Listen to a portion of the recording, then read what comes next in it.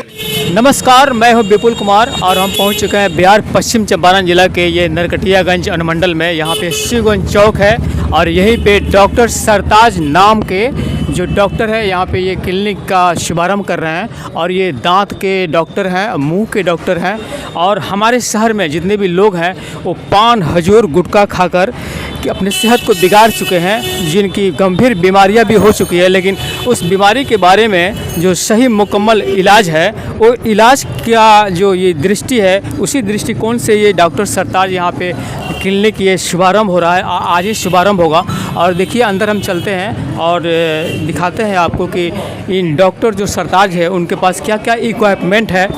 Equipment में जो मरीज़ आते हैं वो जो यहाँ से लौट के नहीं जा पाए, और जो चंपारण में जो ये नया तरीक़ा से जो यहाँ पे जो ये काम हो रहा है, यहाँ पे जो ऑपरेशंस होगा या जो भी ट्रीटमेंट होगा, ये डॉक्टर सरताज ही खुद बता पाएंगे। और सरताज जी से हम जानेंगे और अंदर चलते हैं जो इनके पास जो जानकारी है, और जानकारी के बाद में बारे में बात करते हैं। जानकारी ये भी जानना चाहते हैं कि ये जो जितने भी मरीज आते हैं उनके मुंह में जो ये कैंसर हो जाता है या कैंसर का कोई लक्षण होता है, तो शुरुआती जो लक्षण है वो क्या हो सकता है, इसी के बारे में जानना चाहेंगे। और जो मरीज़ कैसे ये जान पाए, डॉक्टर साहब से बात करेंगे। ज़रा डॉक्टर साहब आएंगे, सरताज जी। और ये सबसे पहला सवाल डॉक्टर साहब कि शहर में जितने भी लोग ये हजूर खा के, गुटखा खा के जो अपने सेहत को बिगाड़ चुके हैं, और दांतों में जो उनकी इन्फेक्शन हो चुकी है, और जो उनको प्राइमा फेसी पहले उनको क्या लगता है, किससे जानकारी होगा कि हमारे मुंह में कुछ प्रॉब्लम है?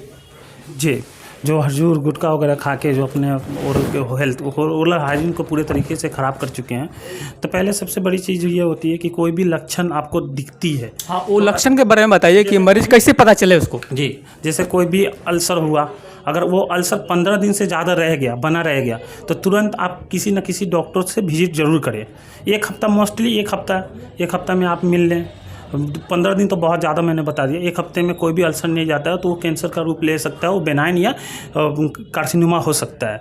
तो उसके लिए तुरंत अपने डेंटिस्ट से या जो भी ओरल डॉक्टर हैं उसके लिए जांच यहाँ पे है क्या? जो जांच बिल्कुल, उसके लिए बायोप्सी वगैरह जो भी होता है वो सब हमारे यहाँ होती है।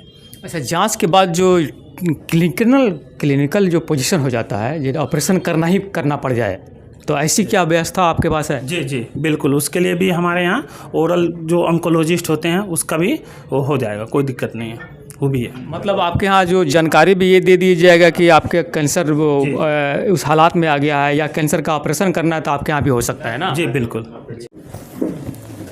ये डॉक्टर साहब दिखा रहे हैं कि कैसे ये क्या इक्विपमेंट है। ऐसे ही बता दीजिए। ये इंट्राओरल कैमरा है। जैसे पेशेंट आया, उसको हम एक्सप्लेन कर रहे हैं, वो चीज़ों को नहीं समझ पा रहा है, तो ये इंट्राओरल कैमरा है। ये कैमरा के हेल्प से हम उसको सारी उसकी ओरल प्रोफाइल, मतलब जो भी है ओरल हाइजीन है, उसको एक्सप्लेन कर देंगे। उसको ईजिली लैपटॉप में हम दिखा सकते हैं। इंट्राओरल कैमरा मतलब मरीज भी देख सकता है ना? देख सकता है। आप बोले तो डेमो करके मैं ठीक है, देखिए डेमो दिखाइए, ज़रा डेमो दिखाइए कैसे होता है डेमो। ये डेमो दिखा रहे हैं डॉक्टर साहब हैं, ये सरताज आलम है, और ये यहाँ पे ये क्लिनिक का उद्घाटन शुभारंभ कर रहे हैं, और यहाँ पे डेमो दिखा रहे हैं। और कैसे मरीज़ भी देख पाएंगे इसको, और मरीज़ भी इसको देख पाएंगे, और डॉक्टर साथ में रहेंगे, मरीज़ को घबराहट भी नहीं हो पाए, और वो पूरी विधि जो है अपने क्लिनिकल का पोजीशन जो है वो अपने देख पाएंगे, ये लैपटॉप में देख पाएंगे। डॉक्टर साहब स्टार्ट कर रहे हैं, और स्टार्ट करने पर ये जो चूँकि एक पेशेंट जो है डेमो के लिए लाया गया है, बच्चा की तरफ ज़रा घुमाइएगा, इस बच्चे की तरफ। मान लीजिए ये बच्चा है, तो इसी बच्चा को डेमो करके यहाँ डॉक्टर साहब दिखा रहे हैं कि जिनका जितने भी माउथ के अंदर प्रॉब्लम्स है, वो प्रॉब्लम्स क्रिएट जो हुआ है उसको दूर कैसे किया जाए।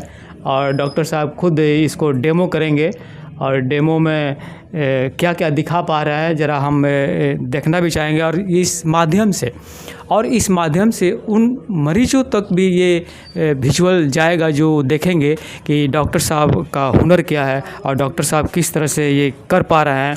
और ये जी जो इंट्राओरल कैमरा है, इसके हेल्प से हम पेशेंट की जो ओरल हाइजीन है उसको बेसिकली हम एक्सप्लेन कर सकते हैं। जैसे बहुत डिफ़िकल्टी होती है पेशेंट को बताना कि आपके मुंह में ये चीज़ें हो रही हैं, तो पेशेंट तो देख नहीं पाता है, उसका अटेंडेंट तो देख नहीं पाता है, अटेंडेंट को बुला के दिखाओ।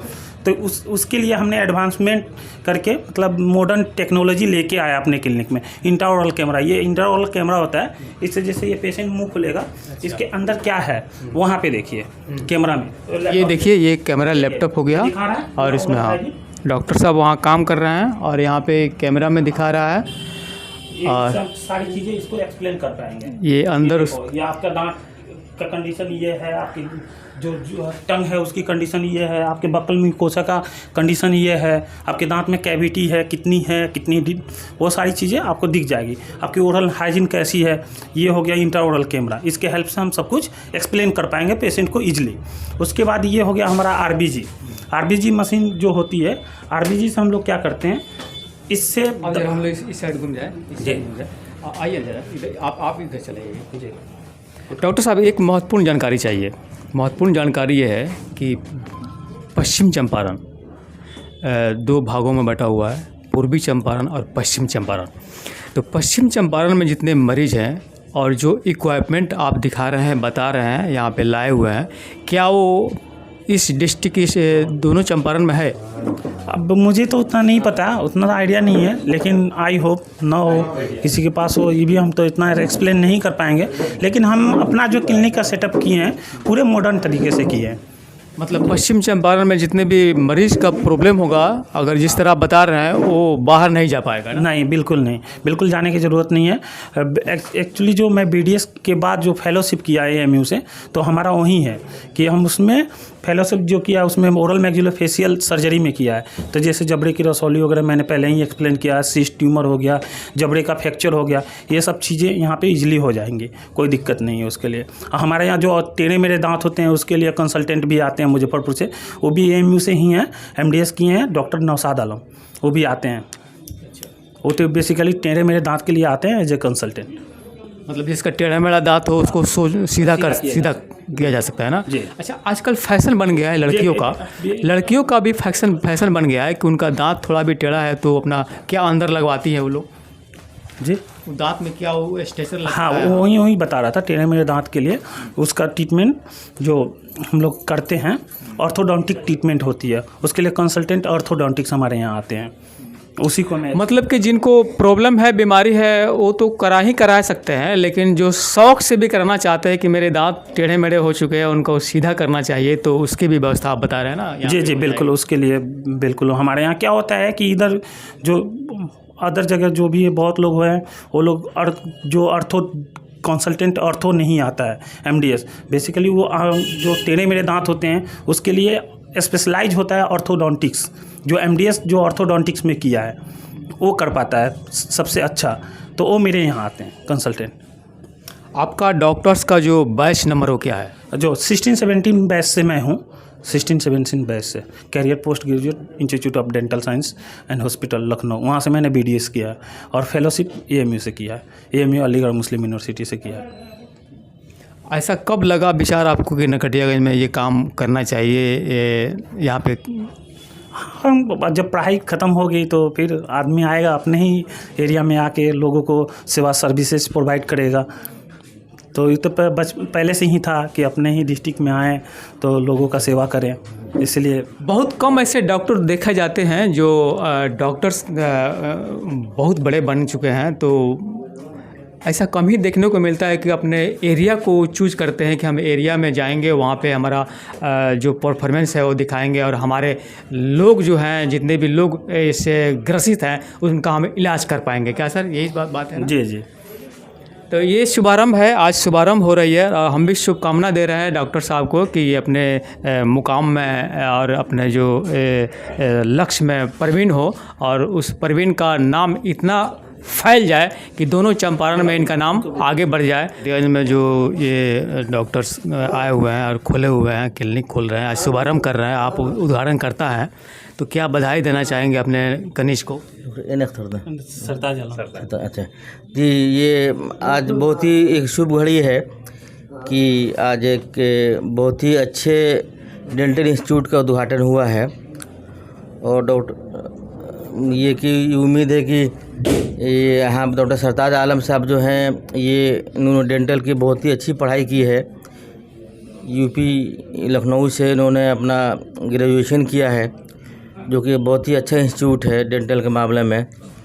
और उससे डबल खुशी है कि उसके बाद जो हमारा अलीगढ़ का मेडिकल कॉलेज है, डेंटल मेडिकल कॉलेज, वहाँ से उन्होंने स्पेशली डेंटल ट्रॉमा की ट्रेनिंग ली है। तो इनके यहाँ आने से डेंटल की जो बीमारियां हैं, जो कि बहुत कॉमन हो चुकी हैं, डेंटल हाइजीन ना होने की वजह से या हम लोग अपना खान पान ठीक ना होने की वजह से, उसका भी इलाज होगा। और आजकल एक्सीडेंट बहुत ज़्यादा हो रहा है, जिसमें एक डेंटल इंजरी और फेशियो मैक्सिलरी इंजरी बहुत कॉमन चीज़ है, जिसकी सर्जरी नहीं होती थी। तो इनके संस्था में डेंटल की बीमारियों का भी इलाज होगा, और कोई एक्सीडेंट से जबड़े की हड्डी टूट जाती है उसका भी ऑपरेशन होगा। तो मेरी पूरी शुभकामनाएं हैं कि जनता को बहुत अच्छी सेवा मिलेगी। सर, इसके अलावा बहुत सारी जो चीज़ देखी जा रही है कि शहर में बहुत हजूर गुटखा पान जो लोग खाते हैं, उससे जो प्रॉब्लम हो जाती है, और जो क्लिनिकल पोजीशन जो हो जाती है, उसके लिए तो बहुत अच्छा हो गया जी। आजकल सोसाइटी में देखा जाए तो ये गुटखा बहुत ज़्यादा आम हो गया है, और जिसकी वजह से आजकल माउथ कैंसर, जीभ का कैंसर एक बहुत बड़ी समस्या है, जो कि जानलेवा बीमारी है। और तो उससे बचना ज़रूरी है। सबसे बड़ा बीमारी के उपाय क्या है? बचाव। तो उससे बचें ताकि इसकी नौबती ना आए। डॉक्टर साहब बोल रहे हैं कि ये गुटखा पान खाना नहीं चाहिए, बचना चाहिए उससे, तो आपका तो जो क्लिनिक है वो मार खा जाएगा ना? नहीं, बिल्कुल नहीं मार खाएगा। हमारा सबसे बड़ा चीज़ ये है कि पेशेंट के अंदर अवेयरनेस आए कि वो मतलब जितना पान मसाला गुटखा है उसको कम करे, नहीं खाए। इसके हम जब कॉलेज में थे, इसके लिए हम लोग कंटिन्यूसली कैंप करते थे, गाँव में जाके लोगों को बताते थे कि आप पान मसाला गुटखा मत खाइए, इससे कैंसर होता है, ओरल रीजन में बहुत सारी दिक्कतें आती हैं। तो ये है ना कि पेशेंट सही रहे, यही हमारा ये है कि पेशेंट को ज़्यादा मतलब विजिट ना करना पड़े। क्लिनिक मार खाने की तो बात नहीं है। तो ऐसा तो देखा जाता है कि हर प्रोफेशन वाले लोग चाहते हैं कि हमारा क्लिनिक चले, तो फिर क्लिनिक चले कैसे जब गुटखा? जी, हम डॉक्टर ज़रूर हैं, खुद डॉक्टर साहब हैं, हम डॉक्टर हैं, हमारे डॉक्टर नसीम बैठे हुए हैं। तो और प्रोफेशन में हमारे प्रोफेशन में फ़र्क है, दिल तो ऊपर वाला जानता है, लेकिन हम लोग ये कभी दुआ नहीं करते हैं कि हमारी जनता बीमार हो। हम बीमार हो जाए तो उसका इलाज हम करें, ये दुआ करते हैं, इलाज करें उसे अच्छा मरीज़ अच्छा हो जाए। लेकिन ये कभी कोई डॉक्टर दुआ नहीं करता है कि मरीज़ बीमार हो। चलिए, अमूमन देखा जाता है कि बहुत सारे डॉक्टर्स जो ये कामना करते हैं कि हमारे क्षेत्र में जितने भी लोग हैं वो बीमार पड़ जाए, जो हमारे जिसकी वजह से क्लिनिक चले, लेकिन यहाँ पे वैसी बात नहीं है। यहाँ पे वैसी बात नहीं, ऐसा देखा जा रहा है कि डॉक्टर दूसरे विचार के हैं कि ये अपना अवेयरनेस कर रहे भी हैं कि लोग गुटखा नहीं खाए, पान नहीं खाए। ये भी सही है कि गुटखा पान नहीं खाए, और पान खाने से, गुटखा खाने से वो जो प्राइमा फेसी जो होती है, जो आपका मुँह का जो कैंसर होता है, उसका तो इलाज यहाँ पर बिल्कुल हो ही पाएगा।